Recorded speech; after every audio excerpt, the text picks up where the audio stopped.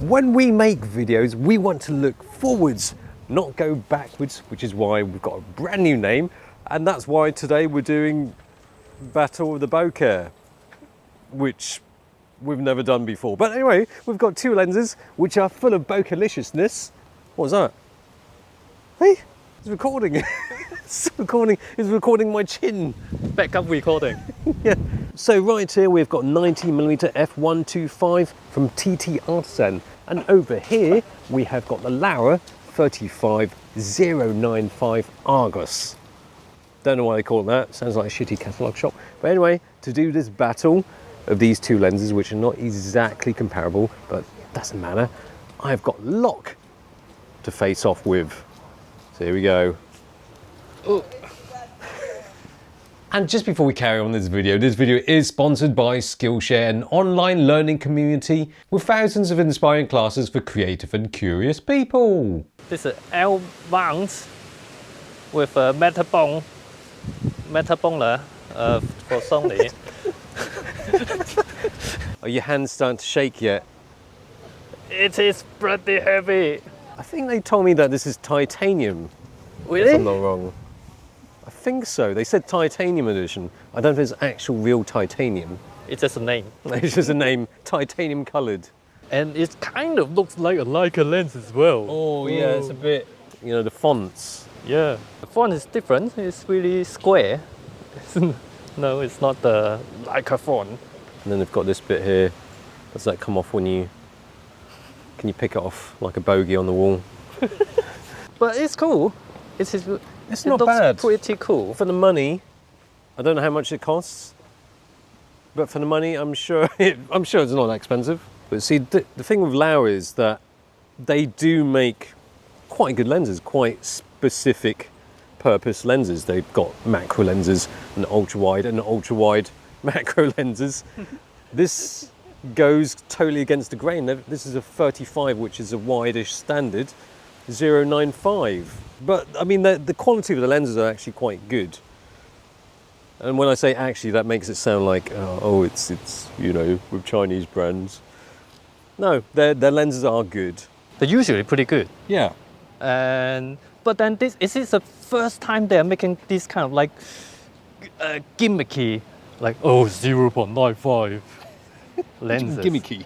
0.95, who needs that? No. Who needs 0.95? When you're shooting a candlelit scene, you know, you're doing a These Stanley days- Kubrick.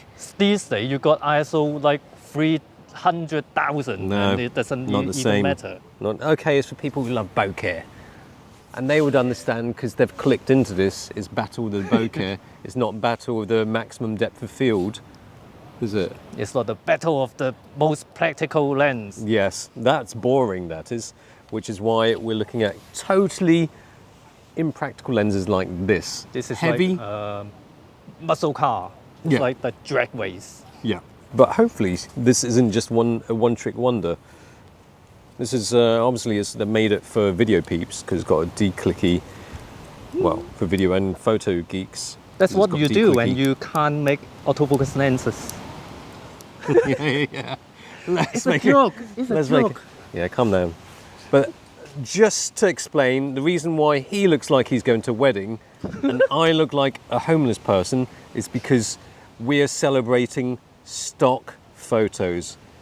Because Shang-Chi, that new film, we've got to celebrate it because it's promoting Asian talent. Yes. Yes. And he started off taking stock photos. Imagine that. Imagine that. Maybe we can do some stock photo and then we will be on the big screen. Exactly. Easy. That's enough of the random chit-chat. More lens chit-chat with a bit of randomness thrown in. It's got a... Oh. I thought it was one of those integrated hoods. I was going to show it off. I was going to say, hey, look at this. Okay, do you want your hood on? Yeah, make it look better. It's like a silencer. Not very silent. That's the aperture. Oh, it's got a nice click there. Quite a long throw. What is that? Probably a bit less than 180. Nice and smooth. Yes, also, wow, that is a long throw. It goes on forever, that. But you kind of need that to get a nice, precise focus. And then the aperture. Is that on click? Yeah, that's on click. Doesn't really click that much. Can't even really, when you've got the click on, it doesn't even, you don't really feel it that much. It's quite a soft click. But yeah, I mean, even with the 90 f125, this is 35095, the depth field will be quite shallow. It should be quite difficult to get in focus when using rangefinder, but we're not using rangefinder, we're using a Sony. So there you go. To challenge the bokeh-liciousness of these lenses, we're going to test them with the most bokeh malevolent blighters, those naughty perennial shits, aka trees. They can make bokeh look harsh and unruly, so how do these two lenses cope? Oh, here we go, there's the sun, here's the sun. It's doing alright, it's not flaring too badly, if any at all. It's Laowa. Laowa is usually quite good. My jaw. I believe Locke was saying, my jaw. Okay. And now it's my turn with the 90mm. I probably back into the bush over there. Yeah. Okay, time for me to get some inspiration from Simu Liu. No, that way. Oh. Yeah. Yeah, it's almost like those Egypt, the pyramid. Yeah. Like that. Yeah, that's one. The lights getting in, it do affect the contrast quite a lot.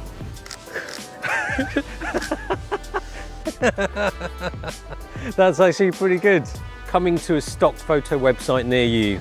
In terms of flaring, the TTArtisan needs the hood for sure, and a bit of care when you're pointing in the direction of the sun because of the flaring. Contrast is low too. The Laowa does flare, it just doesn't look as pronounced as the TT because it's not a tele lens. The bokeh does look pretty splendid from both these lenses though. The foliage isn't effing up the image too badly with lots of hard-edged bokeh, which is a good start. You know what will be funny is try to do video with this.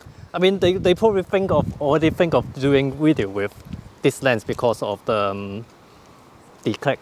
Yeah, it's just that filming with an f/0.95 in daylight presents its own problems. 7 stop. This is the darkest I have with me. Yep, it looks like Glamour effect. you are on a green screen or something. People always say, "Oh yeah, it looks more cinematic," but it's not really. When you watch a movie, there's not too many shots which are really bokeh-fied. I mean, in a movie, they don't do this kind of head and shoulder shot in so shallow depth of field. Maybe they would do like this kind of like, oh, really artistic expression. Is the actor going through a phase of midlife crisis or something? That's not far off, is it? Or going into black hole. Ah, black hole. So you're thinking of the possibility that, oh, people may look for this kind of editorial. Yeah, exactly. Yeah, or traveller's diarrhea or something like that. Running with diarrhea. But make it very subtle, like that. So it could, maybe it's not diarrhea. It could be something else. It could be. Well, actually, you remind me of those kind of like headache photo or dizzy. Yeah. Photo. They always like, oh, I'm dizzy. There you go. That's another one. In reality, when you feel dizzy, you just you just. No, Locke. That's too subtle. We're not making art. We're making stock photos. So do I hold up my phone as well? So as like more things I'm doing. Yes. Here we go. Boom. I can't imagine Birds laughing at him. I can imagine how. That's really ridiculous. good. That is amazing. Maybe you can do a diarrhea shot. You've got diarrhea. With my trousers on. or it's bursting out. Yeah. Oh shit! Yeah, literally. It's coming out. Oh. I have to say I'm quite surprised at how reasonably the Laowa performs wide open. I was sort of expecting it to be soft as. It's quite low on chromatic aberration too. Impressed. Not the same can be said about Locke's performance. He looks like he's falling off an invisible surfboard or celebrating the release of a new iPhone that looks exactly the same as the last one. Your turn now. My turn. Fantastic. Oh my god, my knees. Backward. 90mm. More. I don't know why when I'm doing this I feel like I'm got Jackie Chan facial reactions. Oh, oh.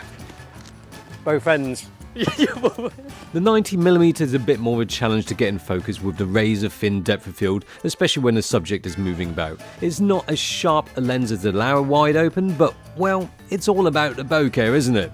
Mostly, it doesn't prove to be too distracting, although if you look closely at some of it, it doesn't look really hard-edged harsh as such, it just gets a bit funky.